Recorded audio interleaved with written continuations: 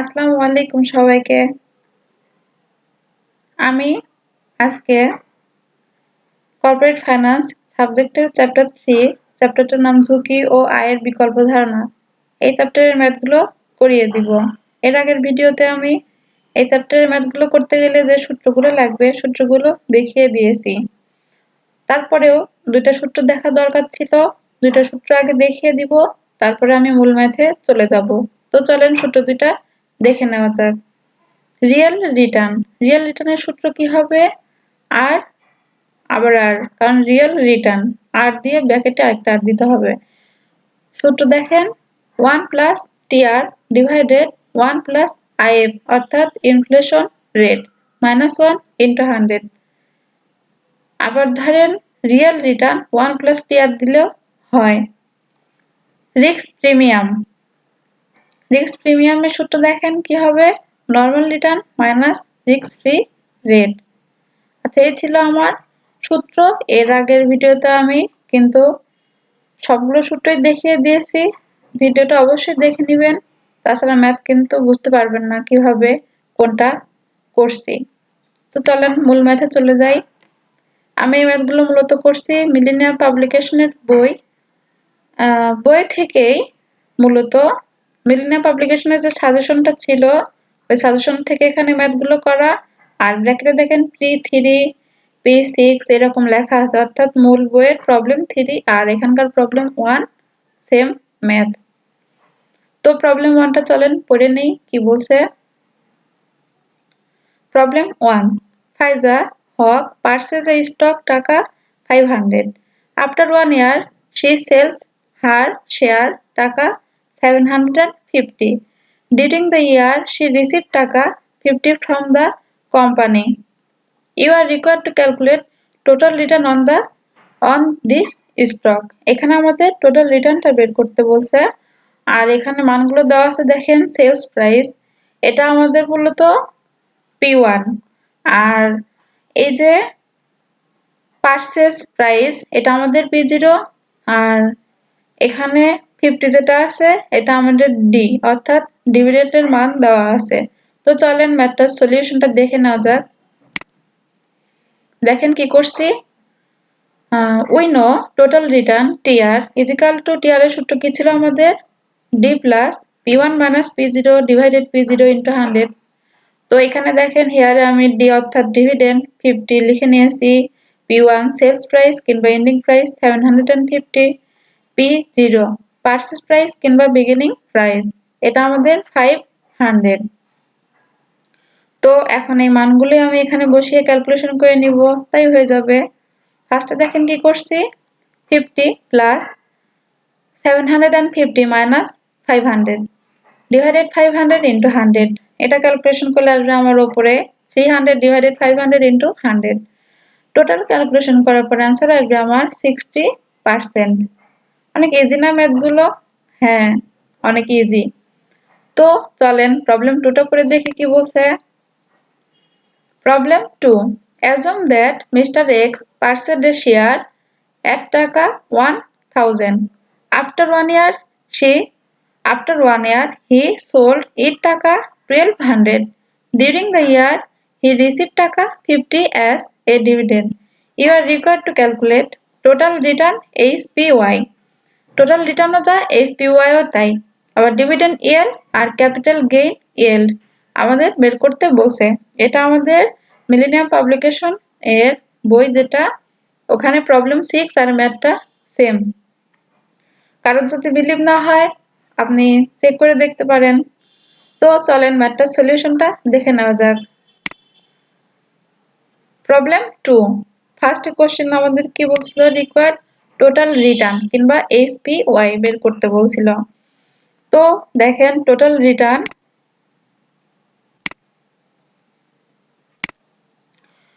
রিটার্নের সূত্র কি হবে? Total return HPY is equal to, total রিটার্নও যা HPY কিন্তু তাই। তাহলে আমি এখানে টোটাল রিটার্ন ফার্স্টে যেটা করলাম এই সূত্রটাই তো অবশ্যই দিব, তাই না? দেখেন ওই সূত্রটাই দিয়েছি এখানে, TR is equal two D plus P1 minus P0 divided P0 into 100। এখন আমি সূত্র অনুযায়ী দেখেন ডি ডিভিডেন্ড 50 কোশ্চেনে আমাদের ডিভিডেন্ডের মান 50 দেওয়া আছে আর এখানে দেখেন পারচেজ প্রাইস এটা আমার P0 1000 আর 1200 দেওয়া আছে আমার P1 এই মানগুলো দেখেন এখানে বসিয়ে নিয়েছি তো এখন সূত্র অনুযায়ী মানগুলো বসিয়ে দিব 50 plus 1200 minus 1000 divided 1000 into 100 total calculation করার পর आंसर আসবে আমার 25%। এটাই ছিল আমার প্রবলেম 2 এর ম্যাথ সলিউশন। তো চলেন প্রবলেম 3 টা পড়ে নেওয়া যাক কি বলছে। Problem 3 consider an investment the cost of টাকা 250 and is owed টাকা 350 after being held for 2 years. Calculate HPR, annual HPR, annual HPY R HPY. Oh sorry, আমি এখানে ফার্স্টের রিকোয়ার্ডটা বলছি, বাকি দুইটা রিকোয়ার্ড বলা হয়নি। তো রিকোয়ার্ড বি দেখেন ডিভিডেন্ড yield। ডিভিডেন্ড yield কিভাবে বের করব? ডিভিডেন্ড yield বের করার সূত্র dividend paid divided beginning value into 100। Beginning value অর্থাৎ কি আমার অবশ্যই P0 হবে, কারণ ফার্স্টের কোশ্চেন দেখেন আমি কি করছিলাম সেলস প্রাইস কিংবা এন্ডিং প্রাইস, পারচেজ প্রাইস কিংবা বিগিনিং প্রাইস, তার মানে বিগিনিং ভ্যালুটা অবশ্যই আমার P0 হবে। এজন্য দেখেন dividend paid D0 divided P0 into 100 ও কিন্তু আমি লিখতে পারি। তো আমাদের ডিভিডেন্ড কত ছিল 50 আর বিগিনিং ভ্যালু ছিল আমার 1000। তো 1050 divided 1000 into 100 equal to 5% answer. আর ক্যাপিটাল গেইন yield CGY কিভাবে হয়?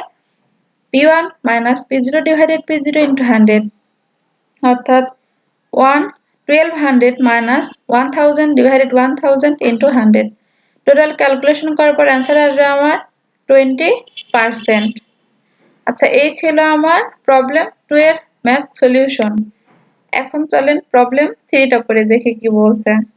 Consider an investment that cost of টাকা 250 and is owed টাকা 350 after being held to for 2 years.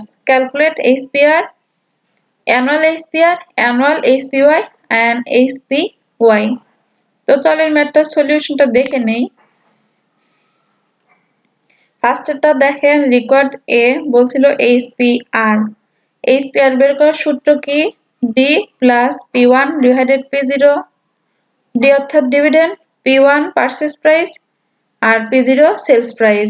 আমার D এখানে দেওয়া নেই কোশ্চেনে, D এর মান দেখেন দেওয়া নেই, এজন্য D 0 হবে আর P0 আছে 250 আর P1 আছে 350।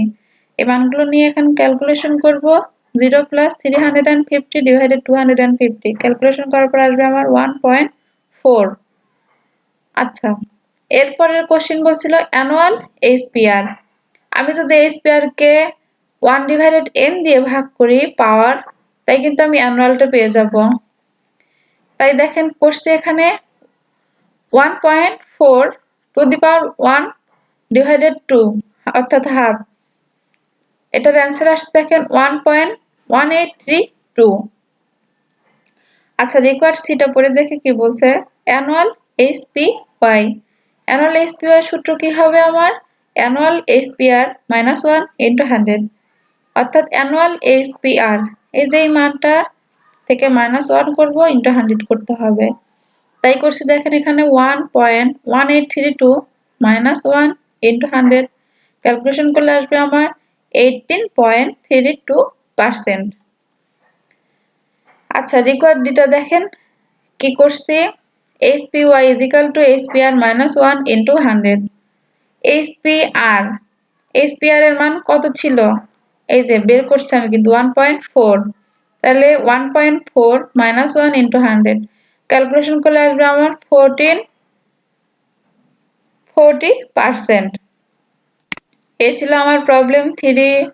তো প্রবলেম 4 টা চলেন পড়ে দেখি কি বলছে এখানে। Suppose the risk-free rate is 5%, the market risk premium is 9%, and the particular stock has a beta of 1.2. based on the CAPM model করতে বলছে what is the expected return on the stock, what would the expected return be if the beta were to double। অর্থাৎ দেখেন আমাদের এখানে কি করতে হবে, expected রিটার্নটা বের করতে হবে সিএপিএম মডেলে, একবার এই মানগুলো দিয়ে আর একবার এই বেটা যা আছে 1.2 কে ডাবল আবার নিয়ে করতে হবে, অর্থাৎ ডাবল করে এক্সপেক্টেড রিটার্ন করতে হবে। তো চলেন ম্যাথটার সলিউশনটা দেখে নেই। দেখেন কি করছি, গিভেন আরএফ দেওয়া আছে আমার রিস্ক ফ্রি রেট 5%। এই যে রিস্ক ফ্রি রেট 5% দেওয়া আছে, এটা আরএফ। আর মার্কেট রিস্ক প্রিমিয়াম এটা 9% দেওয়া আছে আমার। দেখেন market risk premium RM minus RF দেওয়া আছে 9%, আর বেটা দেওয়া আছে এই যে বেটা 1.2। তো 1.2 লিখে নিয়েছি, এখন কোশ্চেন সূত্র দিয়ে ম্যাথটা সলভ করে নিব। We know expected return year is equal two RF plus বেটা ইনটু আরএফ মাইনাস আরএফ। এখানে আরএফটা কি হবে আমার 0.05 প্লাস 1.2 ইনটু আর এই যে 0.09 করতে হবে।